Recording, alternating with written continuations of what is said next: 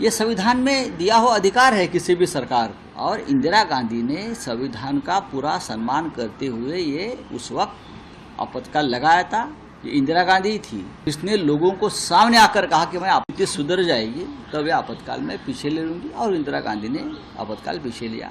किसी भी लोकतंत्र में आपातकाल को एक संवैधानिक मान्यता है, तो आप उसे संवैधानिक हत्या दिन या लोकशाही विरोधी दिन नहीं मानता है। हमारे संविधान में जब देश की अंतर्गत सुरक्षा को बाहरी शक्ति से या अंदरी शक्ति से कोई धोखा उत्पन्न होता है, हाँ, कोई अराजकता फैलाना चाहते हैं, तो प्रधानमंत्री राष्ट्रपति की मंजूरी से आपातकाल लगा सकते हैं।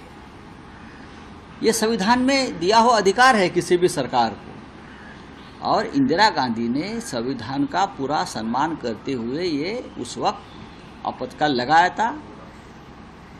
ये इंदिरा गांधी थी जिसने लोगों को सामने आकर कहा कि मैं आपत्ति सुधर जाएगी तब ये आपातकाल में पीछे ले लूंगी, और इंदिरा गांधी ने आपातकाल पीछे लिया। और चुनाव को भी तुरंत वो 22 महीने के बाद चुनाव को भी सामने गई इंदिरा गांधी। ये लोकतंत्र है। किसी भी लोकतंत्र में आपातकाल को एक संवैधानिक मान्यता है, तो आप उसे संवैधानिक हत्या दिन या लोकशाही विरोधी दिन नहीं मान सकते, नहीं मान सकते आप।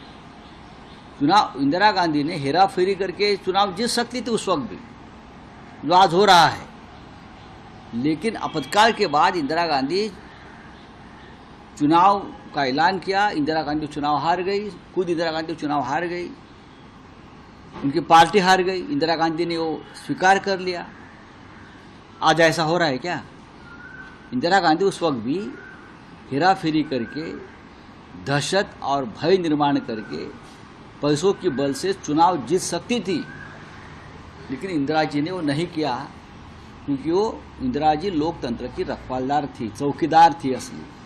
आज क्या हो रहा है? आज की स्थिति से तुलना करो 2014 के बाद इस देश में 11 साल हो गए, अघोषित आपातकाल है, अघोषित आपातकाल है। हाँ, उस वक्त आप बोलते हैं कि तुर्कमान गेट में संजय गांधी ने बुलडोजर चलाया। आज तो हर दिन गरीबों के ऊपर बुलडोजर चलाया जा रहा है, जात और धर्म पूछकर बुलडोजर चलाया जा रहा है। आज उस वक्त अपोजिशन के लोगों को जेल में डाला था, लेकिन पूरी व्यवस्था थी जेल में, पूरी।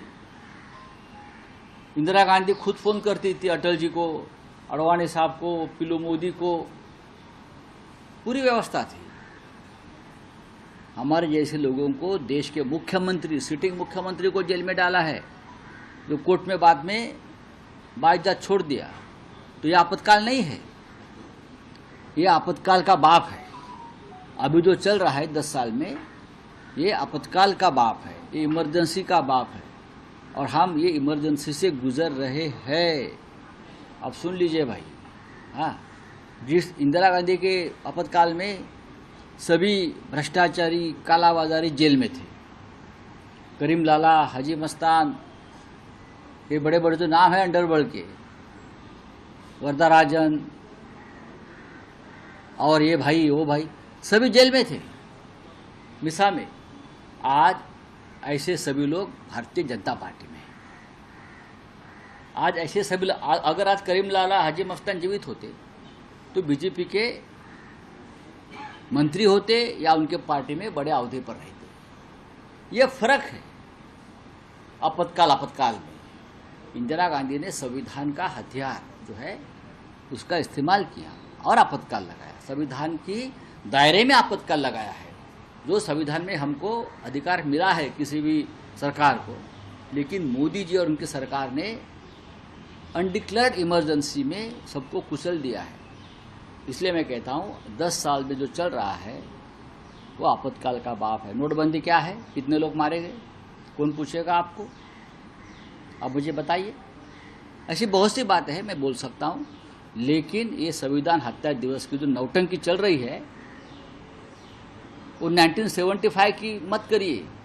2014 से 2025 तक जो आपातकाल देश में अघोषित आपातकाल जो चल रहा है, आप उसके ऊपर संविधान हत्या दिन मनाइए अगर आप में हिम्मत है तो। सर वहीं देखा गया कि राहुल गांधी जी ने ट्वीट किया और देवेंद्र फडणवीस